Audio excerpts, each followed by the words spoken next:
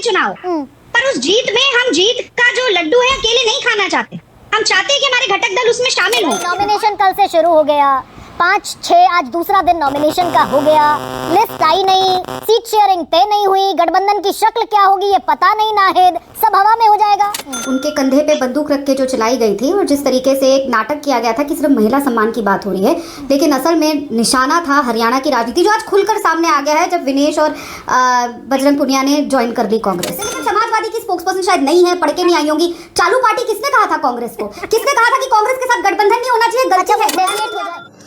जय श्री राम दोस्तों, 5 अक्टूबर से हरियाणा में चुनाव शुरू है, पर बीजेपी और इंडी गठबंधन दोनों ही तरफ रायता फैला हुआ है।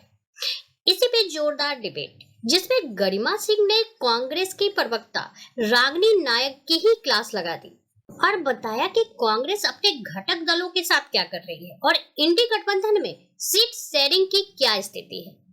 आइए देखते हैं इसी पे जोरदार डिबेट। और मैं कहना चाहती हूँ कि हरियाणा में कैसे कैसे मंजर नजर आने लगे हैं। भाजपा के मंत्री, संतरी, नेता, विधायक पार्टी छोड़ कर जाने लगे हैं। हरियाणा के लोग अब जोर जोर से चिल्लाने लगे हैं, कह रहे हैं बदल दो इस तालाब का पानी। ये कमल के फूल अब कुम्हलाने लगे हैं, मुरझाने लगे हैं, सड़ते जाने लगे।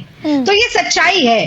अब आप चाहे कांग्रेस की तरफ कितना भी इशारा करें, मैं जरूर ये कहूंगी कि पूरी तरह से सोच समझकर हर किसी की राय, हर किसी की मंशा, हर किसी की उम्मीद को एक सूत्र में बांधकर कांग्रेस अपनी लिस्ट लेकर आई। और मुझे लगता है कोई भी ऐसा संगठन जो एक लोकतांत्रिक प्रक्रिया के आधार पर अपने प्रत्याशियों का चुनाव करता है, उसमें बार बार बातचीत होना, विचार विमर्श होना, समीक्षा होना, विश्लेषण होना, मुझे लगता है ये तो बहुत आम सी बात है। और इस पर प्रश्न नहीं लगा जाना चाहिए। भाई हरियाणा तो डंडील है आपके लिए, आम इसलिए नहीं है, हरियाणा तो सबसे फर्टाइल स्टेट है। बड़ा अच्छा लगा सुन के। हरियाणा तो सबसे फर्टाइल स्टेट है कांग्रेस के लिए। आपको तो फर्स्ट मूवर होना चाहिए था बीजेपी से पहले। नहीं देखिए ऐसा है, नॉमिनेशन शुरू हो गए, लिस्ट आई नहीं। गरिमा बिना सोचे समझे ना बोलना चाहिए, बिना सोचे समझे ना कोई काम करना चाहिए। और मुझे ऐसा लगता है, बिल्कुल आप ठीक कह रही है, हरियाणा हमारे लिए डन डील है। हरियाणा में प्रचंड बहुमत के साथ कांग्रेस पार्टी जीतने जा रही है।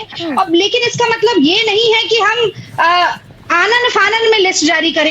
मैं ये कह रही थी, अभी थोड़ी देर पहले का बयान है केसी वेणुगोपाल का, as of now no clarity on alliance with Aam Aadmi party. अभी तक पेंच फंसा है ना राधिका, यानी कि अभी का बयान है 1 घंटे पहले। देखिए मुझे लगता है राजेश गुप्ता जी ने यहाँ पर एक अच्छी बात कही। हर राजनीतिक दल को ये अधिकार है कि वो अपनी विचारधारा का, अपने राजनीतिक संगठन का जितना विस्तार कर सके करे।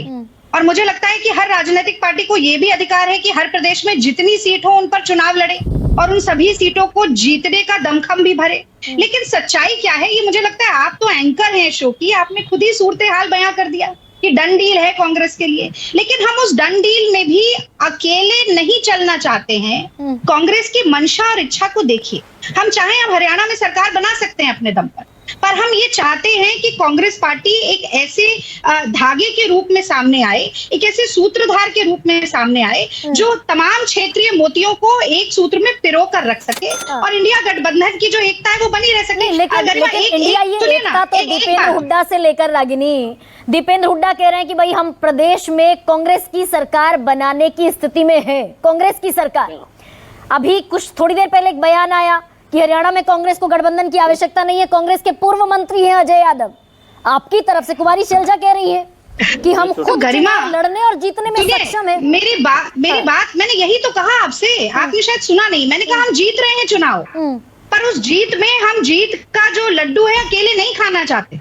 हम चाहते हैं कि हमारे घटक दल उसमें शामिल हों। और राजेश गुप्ता जी की बात से मैं पूरी तरह से सहमत हूँ। यहाँ पर उनको अधिकार है वो ज्यादा से ज्यादा सीट क्लेम करें। अभी ये जो सीसी की बैठक हुई रागिनी, जिसमें 71 नामों पर, सुनिए ना, एक सेकंड बस एक सवाल ले लीजिए, सुनिए बस एक छोटा सा सवाल ले लीजिए, बस 1 सेकंड ये जो 71 नामों पर सीईसी में फाइनलाइज्ड मोड पर आप दिख रहे हैं, यानी कि 9 सीटें छोड़ी जा रही हैं आम आदमी पार्टी के लिए।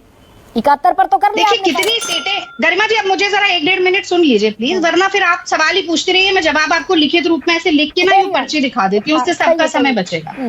हाँ, तो देखिए मैंने जैसा कि कहा कि ज्यादा से ज्यादा सीटें वो मांगेंगे, ज्यादा से ज्यादा सीटों पर हम लड़ना चाहेंगे, लेकिन समन्वय कितने अंक पर बनेगा ये मैं आपको तो शो पर नहीं बता सकती। ये तो सीसी और सब कमेटी की बैठक में ही निर्णय होगा। पर जहां तक मुझे लगता है कांग्रेस पार्टी चाहती है कि घटक दल हमारे साथ रहें और हम मिलकर ये चुनाव लड़ें।